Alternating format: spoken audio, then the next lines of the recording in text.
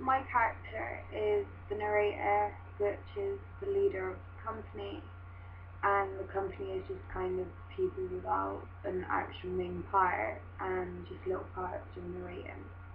I have two minor parts, which is the doctor and the servant.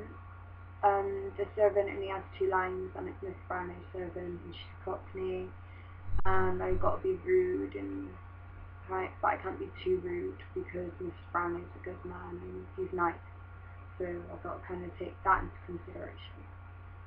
As a doctor, I am rude and I don't care about anything. I don't care about the person who's just died, which is Oliver's mum. I don't care about Mrs. Corney, Mrs. Bumble, person like who's the owner of the like workhouse orphanage place. But I just call Mrs. Thingy and I kind of just want to get home as soon as possible. I just don't care. But as the narrator, which is my main role, um, I've got to kind of entice and intrigue people. I've got to sell the story. I've got to tell the story. I've got to really kind of get in touch with the audience and get them to believe me and get them to see what's actually happening. Take everything I'm saying and like thinking about it and get them to think about it. And I just really gotta get the audience to listen, and I just gotta be there and like listen to me. And I'm telling a story. You really gotta listen to me. Like I know you're probably wanna watch that, but I'm telling that story. So without me, you're not really gonna understand it. So listen to me. That's pretty much what's got to go on through my head. Like obviously I don't say that to them, but I say my lines as though that's what I'm saying to them, but I'm not. Um, it's just I don't know, like it's quite a difficult thing to do. Like I don't want to really over dramatize it because people's gonna be there, and like obviously I'm gonna be thinking to myself, I don't want to make a fool out of myself, but I kind of need to be melodramatic and over dramatic and really like draw them into the story. But I kind of yeah, yeah, I got to really draw them in and entice them. And I really got to use my imagination on how to do that. Like as the narrator to start off with, opening the story, I can use the whole stage. I can walk about. I can look at people. I can be like arm gestures, movement, voice. I've got to use my voice a lot. I can't keep it as one tone. If it's one tone, everyone's going to get bored of it and not listen to it and be like, oh, that's so dull, that's so annoying. They're going to want something to catch their eyes, catch their ears, whatever you want to call it, and just explain and tell the story and really get them interested. And that's pretty much what I got to do. And I got to work on that and keep working on that because, like, it's just like every other character, they have their individual uniquenesses.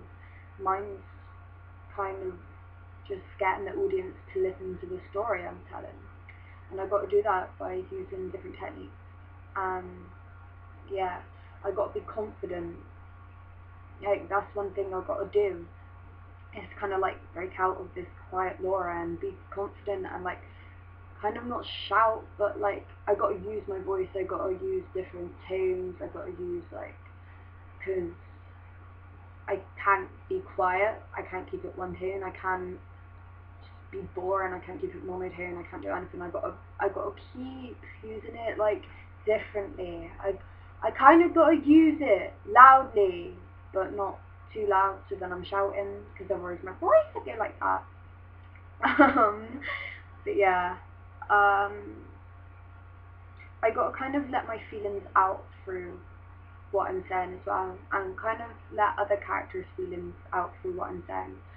Like when I'm kind of describing how Oliver's feeling, I really got to be empathetic and sympathetic towards him.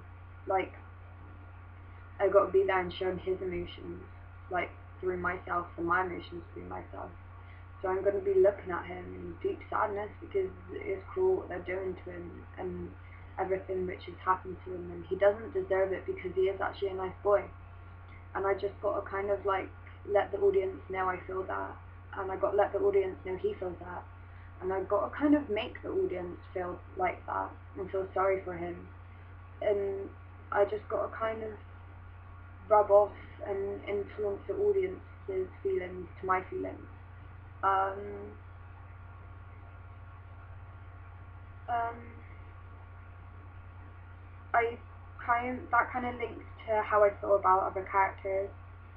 Like, that's how I feel about Oliver. I feel sorry for him. I feel bad for him. Um,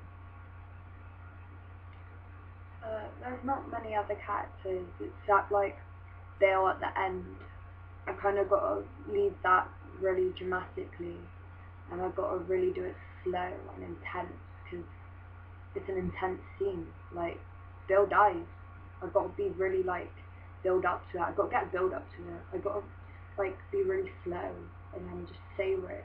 Like, that's what I kind of got to do. I got to kind of interpret words to how I want to say them and how I think the audience will like me to say them, and how it like kind of get the audience thinking on how what's happening next, what's now happening, like, and then I got to like really get them to analyze what I'm saying and get them to think about what I'm saying.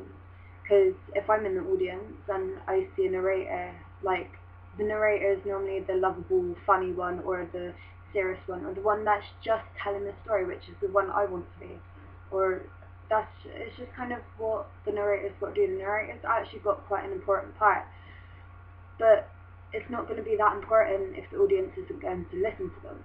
So that's kind of one of the main jobs I got to do, is kind of just get the audience to listen to me, because otherwise there would be no point in my character. There would be no point. So I got to really be confident with this, and I really got to do this well and stuff.